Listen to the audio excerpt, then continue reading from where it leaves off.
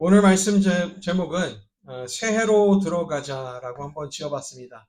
So I titled today's message, Enter the New Year. 새해가 왔습니다. 아멘? New Year has arrived. 아멘? 여러분, 새해가 되면 사람들은 새해 희망을 갖습니다. 그렇죠? When New Year arrives, people tend to have new hope. Don't they? 새롭게 시작하기를 원하고 새로운 도전을 하고자 합니다. They want to begin their lives in a new way, and they want to take on new challenges. 그래서 새해 각오를 만들곤 하지 않습니까? And isn't that the reason why some of us would create a New Year's resolution? 그런데 반면 세상은 우리가 가지려고 하는 이 새 희망, 혹은 새 시작, 또 그리고 새로운 도전을 막으려고 합니다. 그렇죠? But oftentimes we encounter world discouraging us from possessing this new hope, new beginning, and new challenge. 예전처럼 아무것도 하지 않고 움츠려 세상을 향해 나아가는 것을 두려워하게 하고 실망하게 하고 또는 낙심하게 합니다. 그렇죠? The world wants us to remain the same, unchanged. It wants us to fear the outside and henceforth provides us with disappointments and discouragements. 여러분, 최근에 있었던 여러 비극들이 이 같은 사실을 말해주고 있지 않습니까?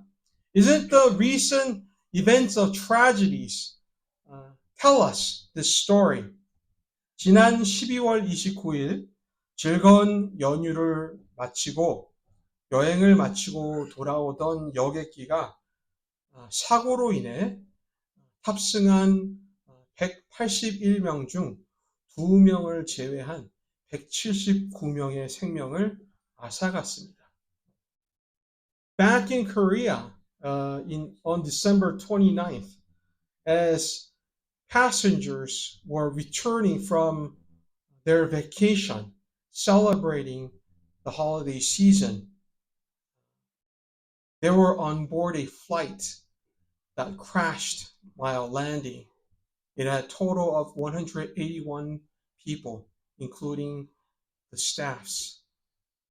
Except for two staffs, 179 of them perished. 또 지난 1월 1일 새벽 새해 축제를 즐기고 있던 사람들에게 차로 돌진하여 총격을 가해 14명의 소중한 생명이 생을 마감하게 되었습니다. Not only that, this past first, as people were celebrating the new year, there was a truck that hit multitude of people. After that, there were many gunshots, taking lives of 14 people. 이외에도 매일 일어나는 비보들은 왜 새해를 즐겁게 기다리고 새해 희망을 가지려고 하는 이들에게 이해할 수 없는 힘들로 다가오는지 질문하게 되지 않습니까?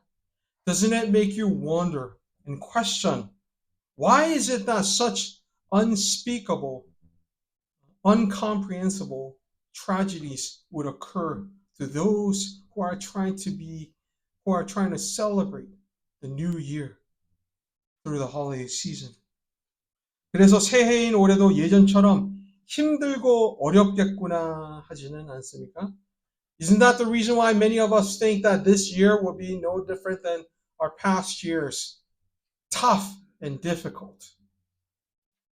올해도 작년과 다르지 않겠구나 생각하지는 않으십니까?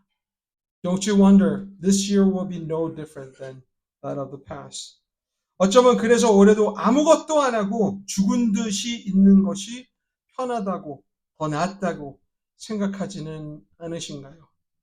So, with that in mind, are you persuaded that this year will be no different than last? The That will continue on. That it will be safe, it will be comfortable to remain unchanged. 이 같은 이유로 아무 노력이나 아무 기대를 하지 않는 것은 아닙니까? Would this be the reason why we are not wanting to make any type of efforts, any type of changes? 성도 여러분, 오늘 본문을 한번 잘 보시기 바랍니다. Take a close look at what God is telling us through today's passage. 마음을 뜨겁게 하는 구절들이 아닙니까? Are these the words that makes our heart burn with passion? 강하고 담대하라 라는 말을 3번에 걸쳐 언급하지 않습니까? Does the author remind us, commands us to be strong, to be bold and courageous? 성도 여러분, 오늘 본문 말씀은 이제 광야에서 40년 동안 헤매다가 출애굽을 경험한 세대가 다 죽고 모세를 포함해 다 죽고 난 후 이제 새로운 세대가 하나님께서 약속한 땅을 들어갈 채비를 하는 그런 시점에 놓여 있습니다. Today's passage is about the new generations who are born in the wilderness after the perishing of the old generation who have experienced Exodus from Egypt, now being ready to enter, to face the challenge of entering God's very own promised land. 성도 여러분, 오늘 본문으로 하나님이 우리에게 하시는 말씀이 뭐라고 생각이 드십니까? What do you suppose is the message that God is trying to give us through today's passage? 저자는 모세가 죽었다는 말을 1절과 2절에 2번에 걸쳐 언급하는 것을 우리가 볼 수 있습니다. We come to see that the author of Joshua is reminding everyone of Moses' death, not once, but twice.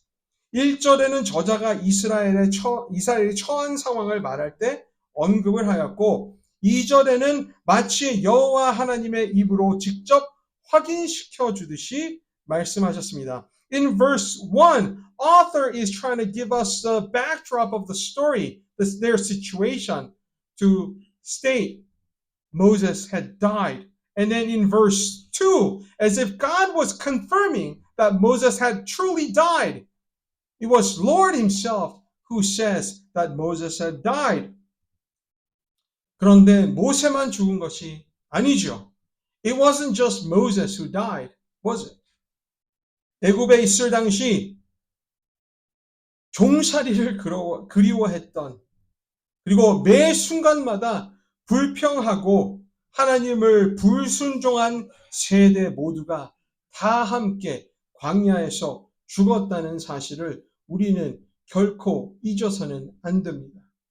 What we have to remember is that it wasn't just Moses who died, it was the entire generation who experienced God's working of Exodus. It was the generation at every opportunity complained, disobeyed God, missing the days that they were slaves in Egypt. 하나님이 그들을 출애굽을 시켰을 당시에는 아브라함과 이삭과 야곱에게 약속한 꿀과 젖이 흐르는 땅으로 인도하고자 하였습니다. 그렇죠?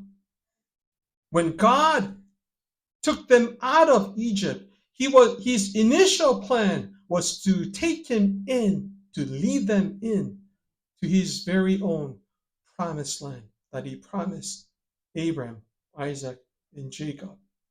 It was a land flowing with milk and honey. 그런데 그들은 가지 않으려고 했고 그 결과로 모세를 비롯해 출애굽의 기적을 경험한 모든 세대가 광야에서 40년 동안을 헤매다 죽었습니다. 그렇죠? But the generation did not want to enter into God's promised land.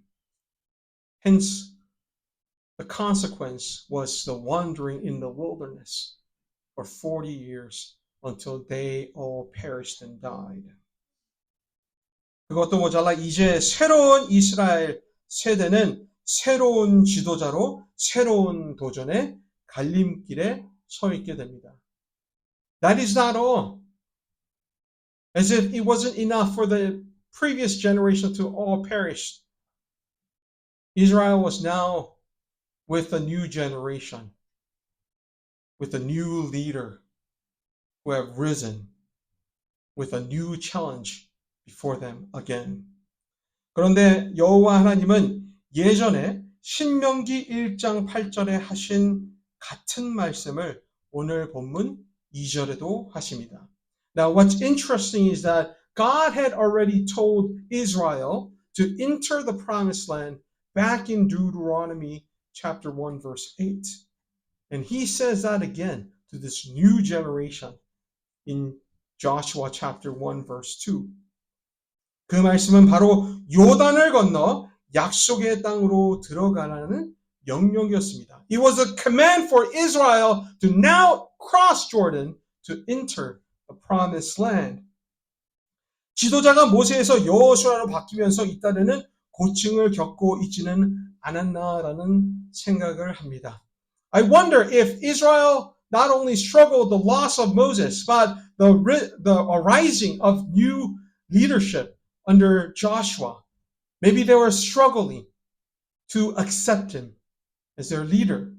그래서 혹시 오늘 본문 5절로 9절까지 하나님께서 강하고 담대하라는 말씀을 3번이나 걸쳐 언급한 것은 아닐까 생각하게 합니다. Maybe that was the reason why God repeated 3 times over and over and over again for Joshua and Israel to be strong, to be bold and courageous. 이때 당시에 미래에 대한 불확실함도 있지 않았을까라는 생각을 합니다. I wonder if they were wondering about what their future would hold. Maybe they were in fear with uncertainty. 우리가 할 수 있을까라는 의문이 들었을지도 모릅니다. Maybe they were wondering whether that this would even be possible for them to achieve. 혹은 너무 리스키한 것은 아닌가라는 생각을 했을 수도 있다고 저는 생각합니다. I also wonder if they were thinking the risk is too great for them. Cost is going to be too expensive for them. 우리는 이 같은 생각들을 우리 자신도 우리 상황 속에서 우리 교회 안에서 하고 있지는 않는가 질문하고자 합니다. And I want to throw these questions to each and every one of you, to everyone who is here, to wonder whether we are thinking the same, we are questioning the same as the people of Israel. 성도 여러분, 이제 우리가 원턴 원하지 않던 이미 새해는 도달했습니다. 그렇죠? Whether we want it or not, whether we like it or not, whether we are ready or not, the new year has already arrived. Right? 그리고 세상은 계속해 우리가 원턴 원치 않던 우리를 불안에 떨게 하고 우리를 낙심을 시켜줄 것이고 우리를 시험할 것입니다. And the truth to that is that whether you like it or not, whether you are ready or not, the world will continue to impose fear on us. It's going to impose disappointment in us. It will continue to test us. 그래서 아무것도 하지 않아야 되겠습니까? So should we do nothing about it? 저는 하나님이 이스라엘에게 약속의 땅으로 들어가라는 말, 이 명령을 우리에게도 지금 새해를 맞이하고 있는 이 시점에서 하신다고 믿습니다. I firmly believe God who had commanded Israel to enter into the promised land is commanding us to enter the new year with boldness, with courage. 새해를 강하고 담대히 맞이하라는 말씀으로 저는 들립니다.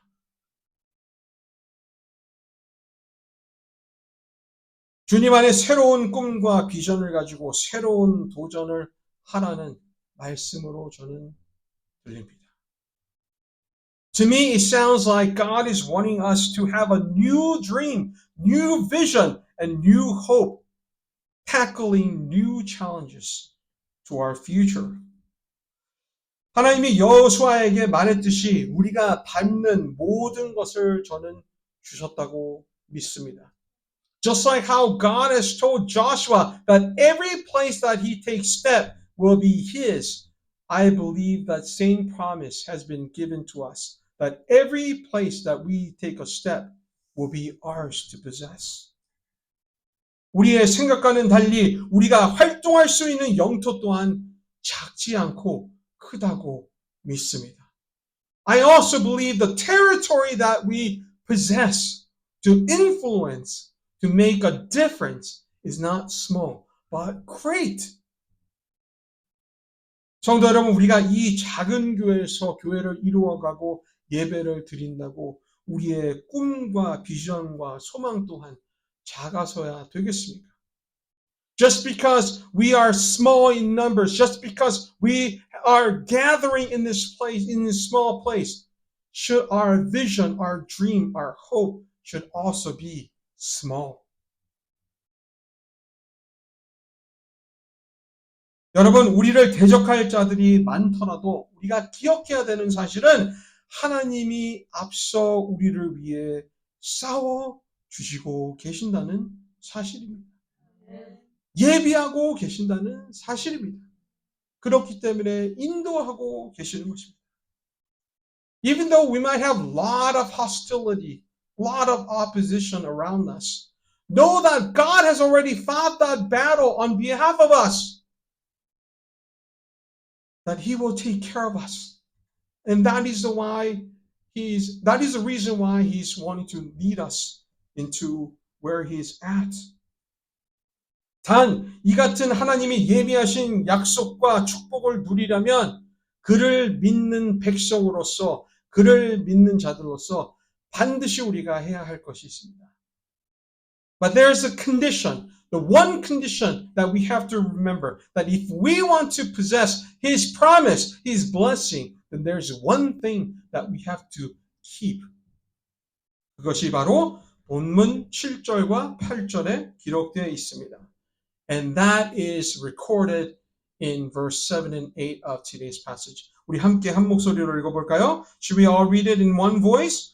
오직 강하고 극히 담대하여 나의 종 모세가 내게 명령한 그 율법을 다 지켜 행하고 우로나 좌로나 치우치지 말라. 그리하면 어디로 가든지 형통하리니 이 율법책을 내 입에서 떠나지 말게 하며 주야로 그것을 묵상하여 그 안에 기록된 대로 다 지켜 행하라. 그리하면 내 길이 평탄하게 될 것이며 내가 형통하리라.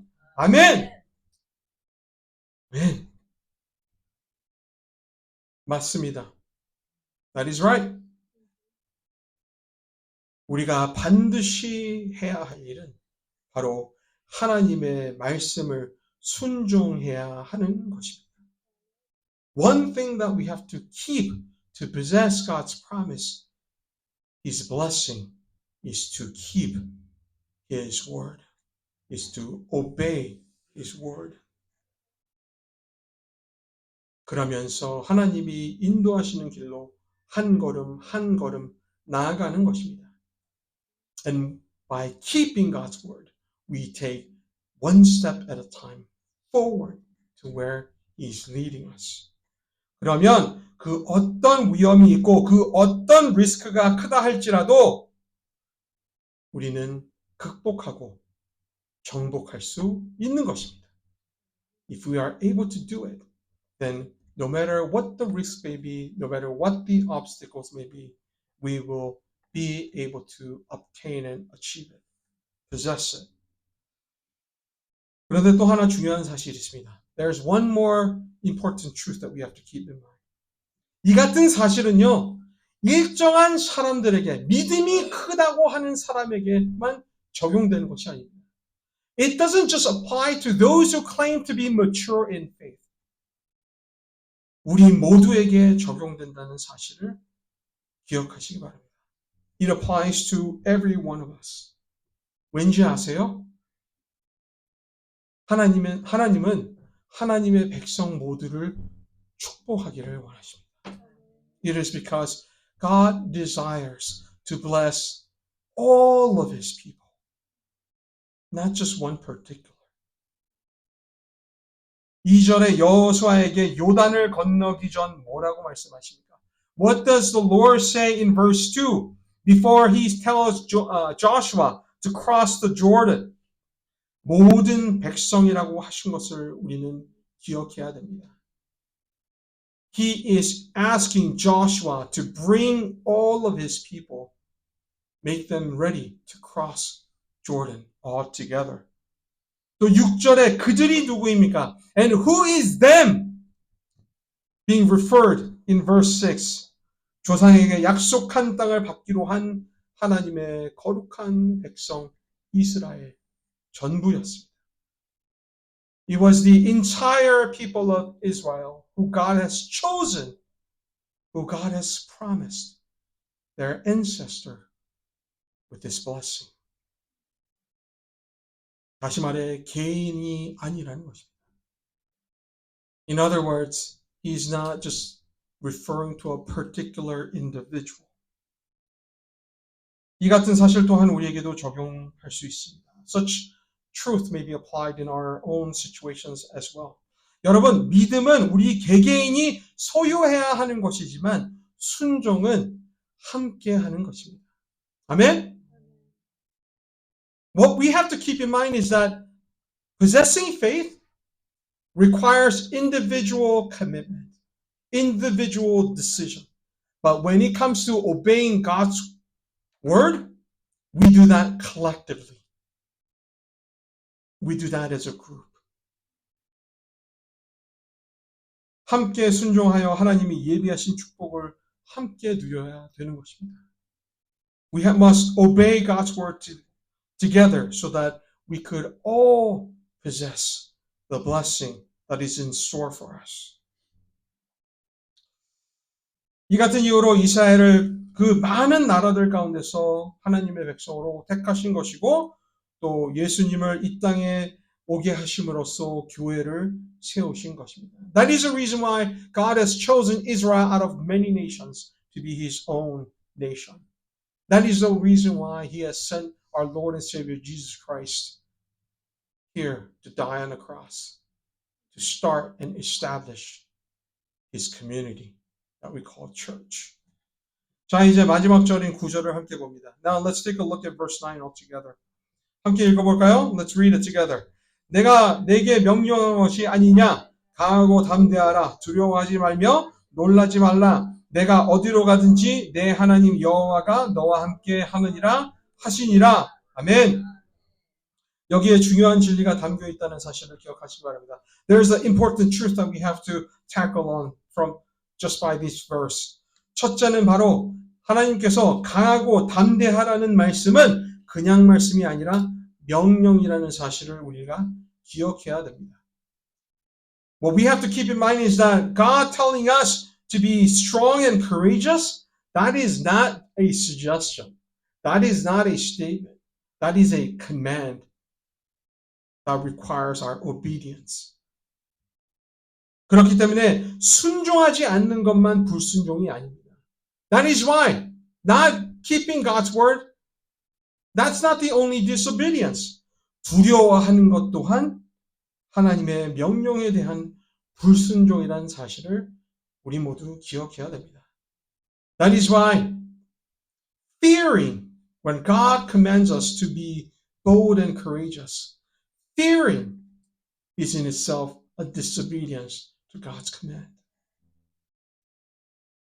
또 한 가지 알아야 하는 사실은 우리가 가는 곳마다 하나님께서 함께 계신다는 사실입니다. 이 같은 말씀은 본문 5절에도 하셨습니다. And another truth that we have to keep in mind is that God has promised that He will always be with us wherever we go, which was the same promise that He mentioned back in verse 5 as well. 그렇기 때문에 우리 모두는 새해를 맞이하면서 그 어떤 비극이 와도 그 어떤 시련이 오고 낙심이 되더라도 앞으로 전진해 나가야 됩니다. 아멘? That is why for those of us who are entering into the new year must enter it in boldness, with courage, no matter how big the tragedies may be, how big the challenges may be, how hard those trials may be. 여러분, 한 살도 채 안 된 아기가 첫 걸음을 시도하는 장면을 한번 상상해 보시기 바랍니다. Imagine an infant, a 1-year-old, making an attempt to taking his or her first step. 일어서면 그 아이는 넘어질 수도 있습니다. If that child decides to stand up, there's a risk that child will fall. 그리고 또 넘어지면 다칠 수도 있습니다. 그렇죠? And if the child falls, there's a chance that the child will get injured.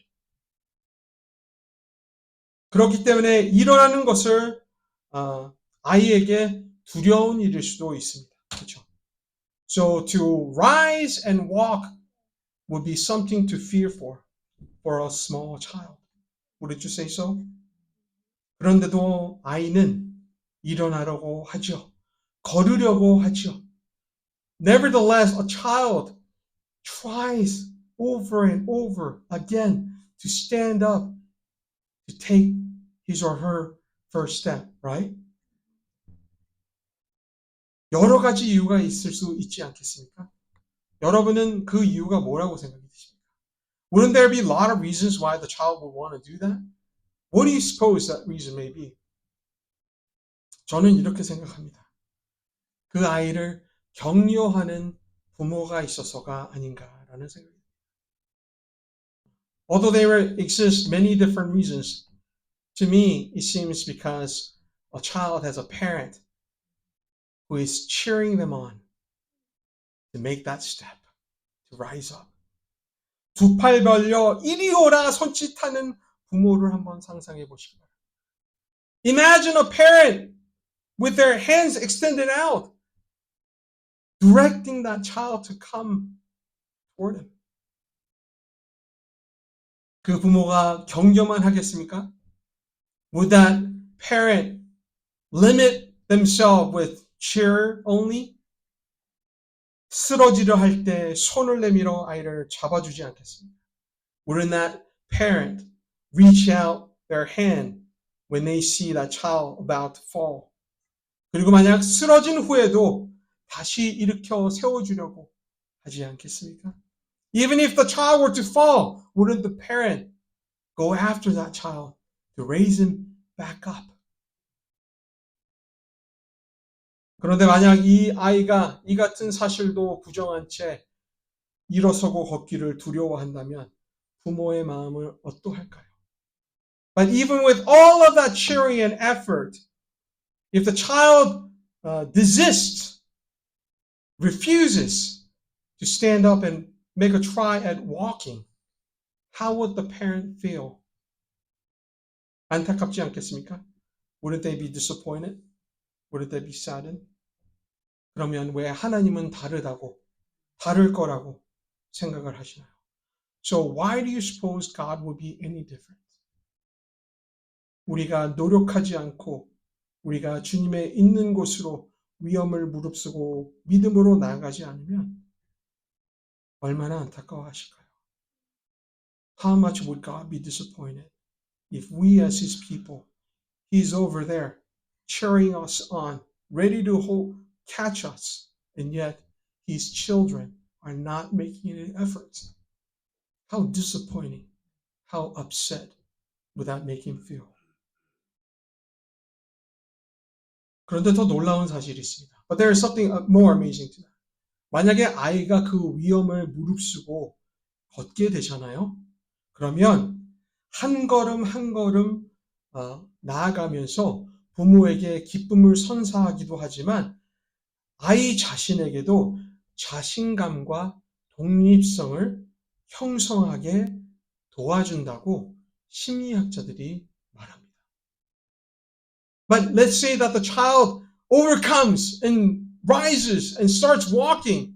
It would not only make the parents happy, but it would give that child a sense of accomplishment, sense of satisfaction and confidence to be independent.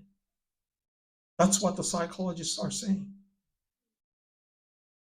우리가 만약에 그러한 도전을 다한다면 이러한 성취감, 이러한 자신감이 생긴다는 거예요. We would have the same courage, same boldness when we try.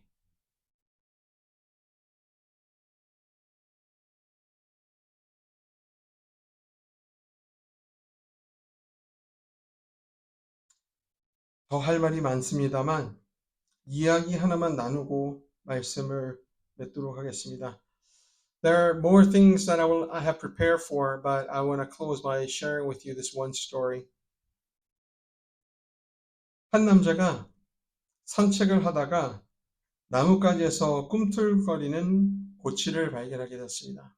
There was a man who was hiking a path and he saw a cocoon moving on a tree branch. 곧 나비가 탕생할 것 같아 그런 생각을 가지고 서서 몇 시간 동안을 움직이는 고치를 바라보고 있었습니다. For many hours, this man watched the cocoon making its movement, hoping that he would see a butterfly come out of it. 한참을 움직이던 고치는 더 이상 움직이지를 않았습니다. The cocoon that was moving soon stopped its movement. 그 광경에 남자가 안쓰러워 나비가 나오기 쉽게 가위로 고치의 일부 면을 잘라주었습니다. Thinking that the butterfly needs some help, decided to use a scissor to cut a small line through the cocoon. 그러자 그 안에서는 배만 살찌고 비정상적으로 작은 날개를 단 나비가 나왔습니다. And soon a butterfly came out of cocoon, but it had a swollen body and it had oddly weird, oddly small wings. 혹시 남자가 좀 시간을 두면 나에게가 자라지 않을까라는 생각을 하였다고 합니다. Man thought that give some time with the butterfly and it would soon have its wing grown. 그런데 아무리 시간이 지나도 그 날개는 더 이상 커지지 않았다는 이야기입니다. But no matter how long the man waited, that butterfly lived and died never flying, never having that wingspan. Lived and died crawling.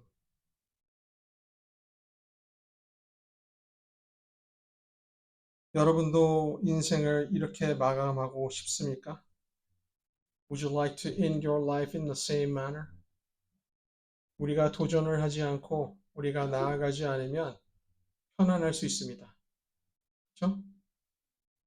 그런데 자라길 원하고 발전하기 원한다면 모험을 해야 됩니다. But if you want to grow, if you want to be different, then take on that challenge. 강하고 담대하게 나아가실 길을 주님의 이름으로 축원합니다.